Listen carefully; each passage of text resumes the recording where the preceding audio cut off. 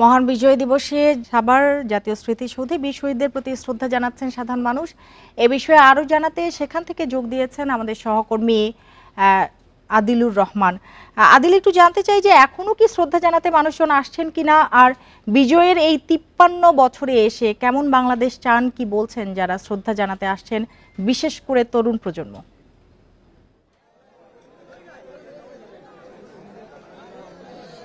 দেখুন, বিজয়ের প্রথম ভোরে যে রাষ্ট্রপতি এবং প্রধান উপদেষ্টা শ্রদ্ধা জানানোর পর যখন সর্বসাধারণের জন্য জাতীয় স্মৃতিসৌধ উন্মুক্ত করে দেওয়া হলো, এর পরে যে এই যে সাধারণ মানুষের ঢল, বিভিন্ন শ্রেণী পেশার মানুষের ঢল এবং একই সাথে রাজনৈতিক নেতা কর্মী যারা ছিলেন তারাও সাধারণ মানুষের কাতারে এসে এখানে শ্রদ্ধা নিবেদন করলেন এবং শ্রদ্ধা ভরে আসলে স্মরণ করলেন জাতির বীর সন্তানদের।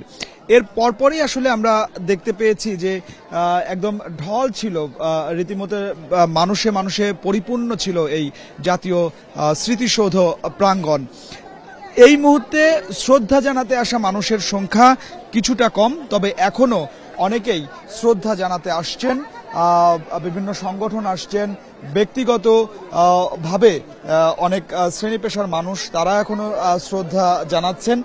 তবে পুরো যে স্মৃতিসৌধ যে প্রাঙ্গণটি, সেই প্রাঙ্গণটি এখনো মানুষে মানুষে কানায় কানায় পূর্ণ, অর্থাৎ যারা দূর দূরান্ত থেকে এই স্মৃতিসৌধে এসেছিলেন শ্রদ্ধা জানাতে, তারা এখনো এই স্মৃতিসৌধে অবস্থান করছেন এবং তারা যখন এই স্মৃতিসৌধে শ্রদ্ধা জানাতে আসছেন, বিভিন্ন শ্রেণী পেশার মানুষ, কাউকে দেখেছি যে তার সন্তানকে নিয়ে এসেছেন, কোন সন্তান তার প্রবীণ বাবাকে নিয়ে এখানে এসেছেন।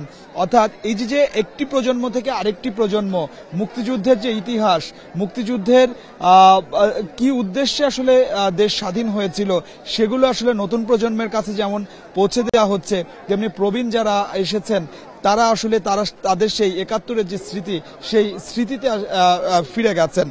এবং আমি আপনাকে একটু দেখাতে চাই যে পুরো যে স্মৃতিসৌধ যে এলাকাটি, এই স্মৃতিসৌধ এলাকাটি কিন্তু আসলে এই মুহূর্তে একদম মানুষে মানুষে একদম পরিপূর্ণ অবস্থায় রয়েছে।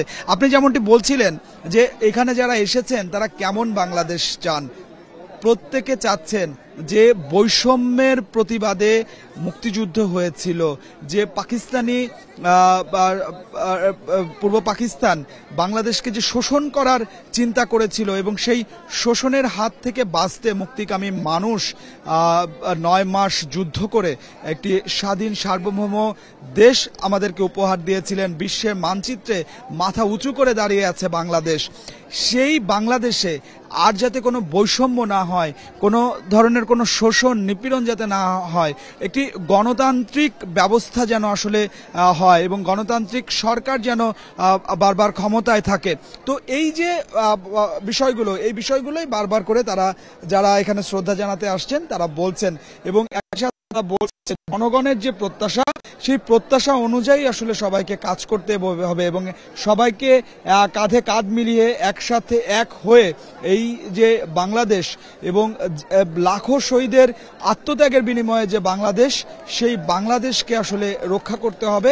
বাংলাদেশ বিনির্মাণে আসলে সবাইকে এগিয়ে আসতে হবে এবং একই সাথে আমরা এখানে সাধারণ মানুষের পাশাপাশি বিভিন্ন রাজনৈতিক দলও এসেছিল, তারাও তাদের জনগণের যে প্রত্যাশার সঙ্গে থাকার অঙ্গীকারও তারা করেছেন। তো আমার কাছে জাতীয় স্মৃতিসৌধ থেকে এটি ছিল এখনকার সবশেষ। আদিলুর, আপনাকে অনেক ধন্যবাদ আমাদের সাথে যোগ দেওয়ার জন্য।